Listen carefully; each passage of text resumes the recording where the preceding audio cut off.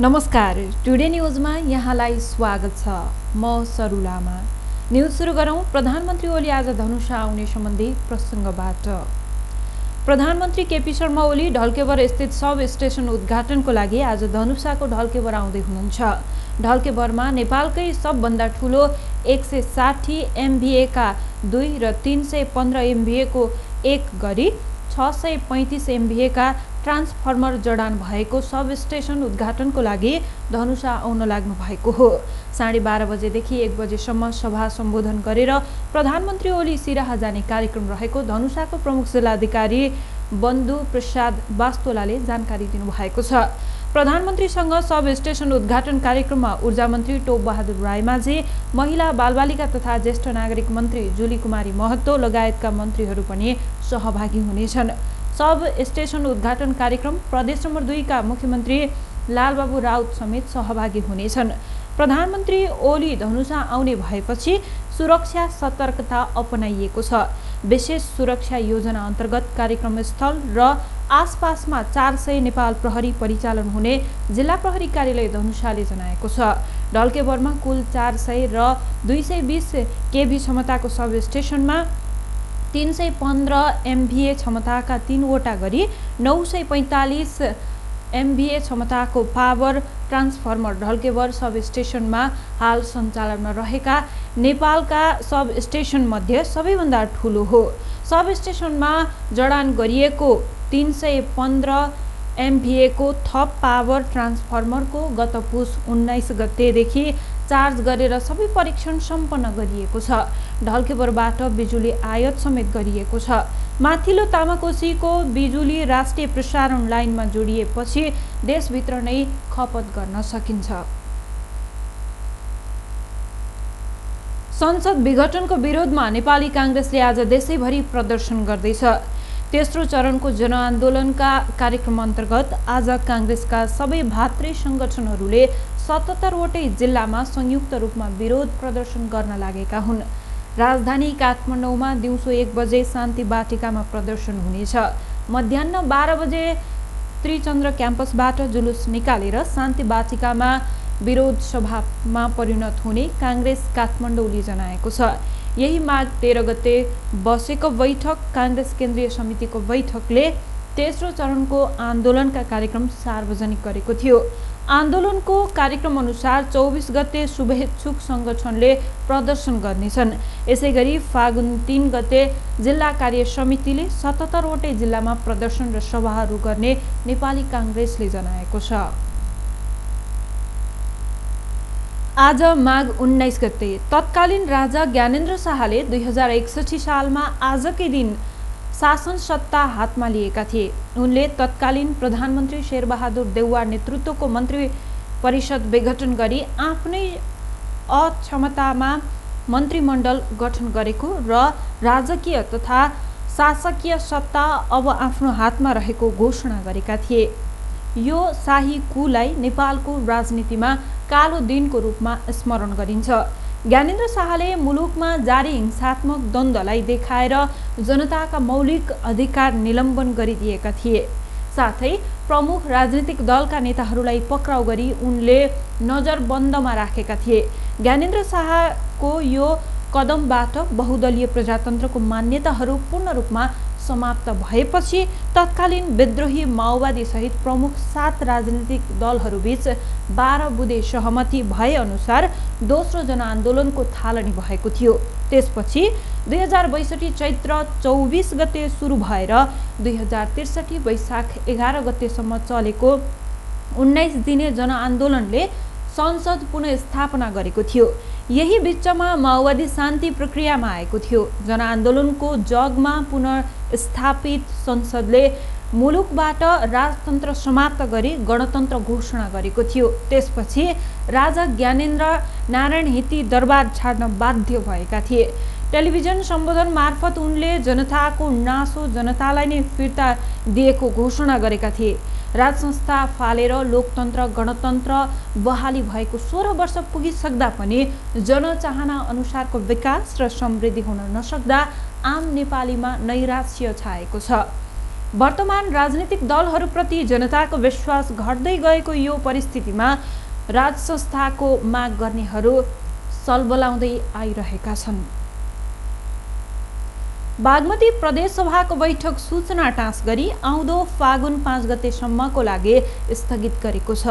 आज दिउँसो 2 बजेको लागि निर्धारित बैठक विशेष कारणवश बस्न नसक्ने जनाउँदै सूचना टाँस गरी स्थगित गरिएको प्रदेशसभा सचिवालयले जनाएको छ। यसअघि माघ 19 गते बसेको प्रदेशसभाको बैठकमा मुख्यमन्त्री डोरमणि पौडेल विरुद्ध दर्ता भएको अविश्वास प्रस्तावमाथि सामान्य छलफल भएर स्थगित भएको थियो। आउँदो बैठकमा मुख्यमन्त्री पौडेल विरुद्ध दर्ता भएको अविश्वासको प्रस्तावको प्रक्रियामाथि छलफल आरम्भ हुने बताइएको छ। बागमती प्रदेशसभा नेकपामा 80, नेपाली काङ्ग्रेसका 22, साझा विवेकशील दलका राप्रपाका 2, नेपाल मजदुर किसान पार्टीका 2 र स्वतन्त्र गरी करिब 110 सदस्य रहेका छन्। राष्ट्रिय परीक्षा बोर्ड परीक्षा नियन्त्रण कार्यालयले कक्षा 12 को नतिजा सार्वजनिक गरेको छ। परीक्षा बोर्डको सोमबारको निर्णय अनुसार परीक्षाफल प्रकाशित गरिएको हो। बोर्डले कोरोनाको कारण निर्धारित वार्षिक तालिकाभन्दा ढिला गरी मङ्सिरमा र संक्रमित परीक्षार्थीहरूको पुष महिनामा परीक्षा सञ्चालन गरेको थियो।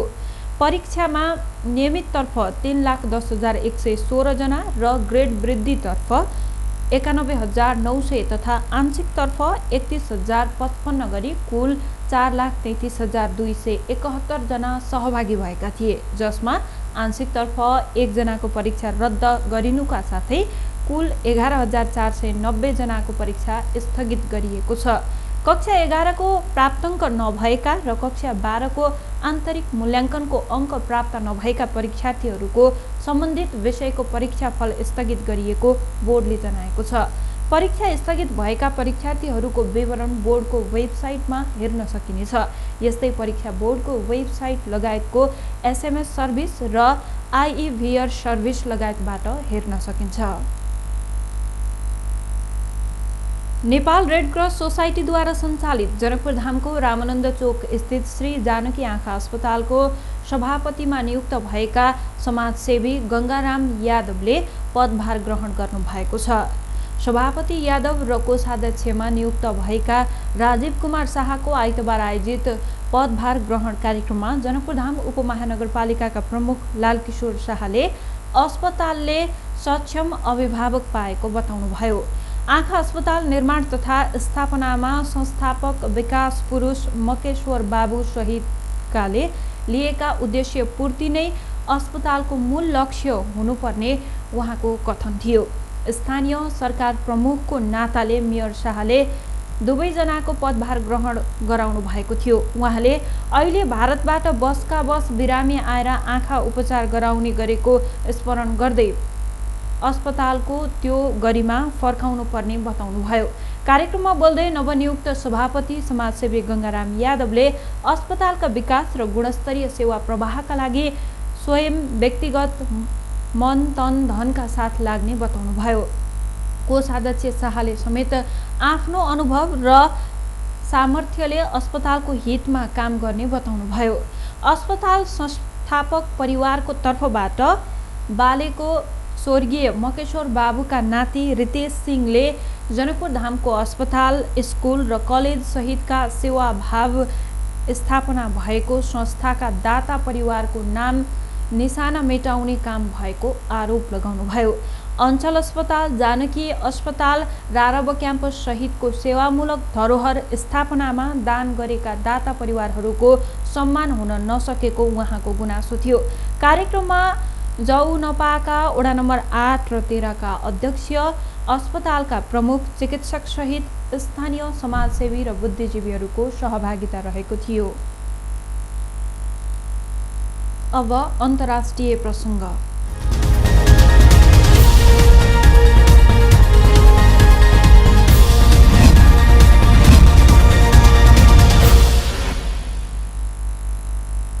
म्यानमारमा सैन्य कुपछि सङ्कटकाल घोषणा गरिएको छ।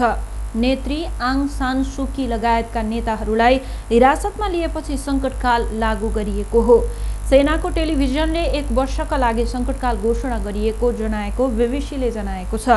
सन् 2011 मा प्रजातान्त्रिक सुधार अघिसम्म बर्मा बनेर परिचित म्यानमारमा सेनाले शासन गर्दै आइरहेको थियो। गएको नोभेम्बर महिनामा भएको चुनावमा सुकीको party national league for democracy NLD-ले सरकार गठन गर्ने बहुमत प्राप्त गरेको थियो, तर सेनाले यो चुनावमा धाँधली भएको आरोप लगाउँदै आएको छ। नयाँ निर्वाचित तल्लो सदनको पहिलो पटक आज बस्ने तयारी भएको बेला सेनाले नेत्री आङ सान सुकी लगायतका नेतालाई हिरासतमा लिएको हो। सेनाले यो बैठक स्थगित गर्न माग गर्दै आएको थियो। सेनाले आफूले सुकी सहितका नेताहरूलाई हिरासतमा लिएको पुष्टि पनि गरेको छ। सैन्य कुपछि राजधानी लगायतका मुख्य शहरहरूमा इन्टरनेटमा प्रतिबन्ध लगाएको छ भने राजधानीसहित धेरै ठाउँमा सेनाको उपस्थिति बाक्लो मात्रामा छ। हवस् त, यसका साथै टुडे न्युज अहिलेलाई सकियो। हाम्रो अर्को बुलेटिन लिएर पुनः उपस्थित हुने नै छौँ। टिभी टुडे हेर्दै गर्नुहोला। नमस्कार।